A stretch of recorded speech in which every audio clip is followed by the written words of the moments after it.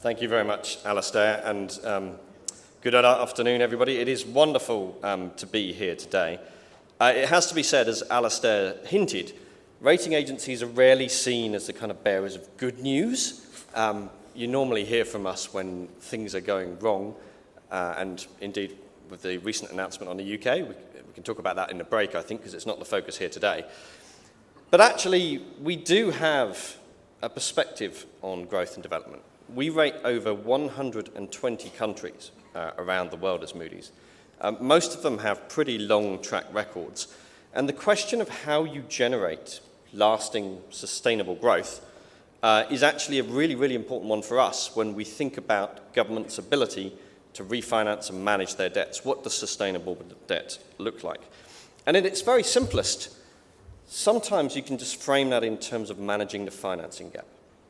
As a young, relatively middle or low income economy, development is what you want to aspire for because that's how you generate welfare, that's how you make the lives of your citizens better. But you often don't always have the funds to do it. And finding all of the money in order to generate the investment in the infrastructure and all that kind of great stuff is the challenge. People often borrow money. That's where we come in. Our job at the end of the day is to tell you whether we think someone's debt is sustainable or not. And I want to say a few things about sectors, because that's part of the focus here today. But I also want to make a pretty broad point that I think was actually picked up in the morning session and just emphasize that, because that's incredibly important for us. When we look at economies around the world, when we think about sustainable development, we do, of course, look at the near-term prospects for different sectors around the world. And at the moment, we have 4 sectors that we're highlighting as probably in a good place to benefit over the next 12 to 18 months. Those are hospitality, communication, and maybe a little more depressingly, defense and aerospace, for fairly obvious reasons. But the reality is we're about to go into a global downturn. We heard some of the macro data, the forecasts, in the very first session this morning, and we very much share that view that it is going to be a tough, probably 18 to 24 months around the world. But that's why I think it's really important not just to focus on the near term, but to look beyond that. And Kosovo stands out for me as a region where we're already seeing immense progress in recent years. So 2 things that we always talk about, and you've heard it already a lot today. We talk about the digital economy. There are plans underway. The World Bank program here is going to have a material impact. The government is supporting that with its policies. But we kind of need to look beyond the obvious. One of the lessons from COVID is a lot of service sector work, if you're talking about research or analysis or briefing, can be done from anywhere.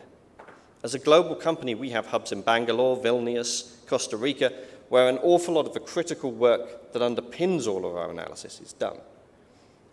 There's no reason why I couldn't see that being done here as well. When we think about the green agenda, we can talk about obvious things like climate change and solar power and all that kind of stuff, but there is still a very real global need to address some of the transitional issues.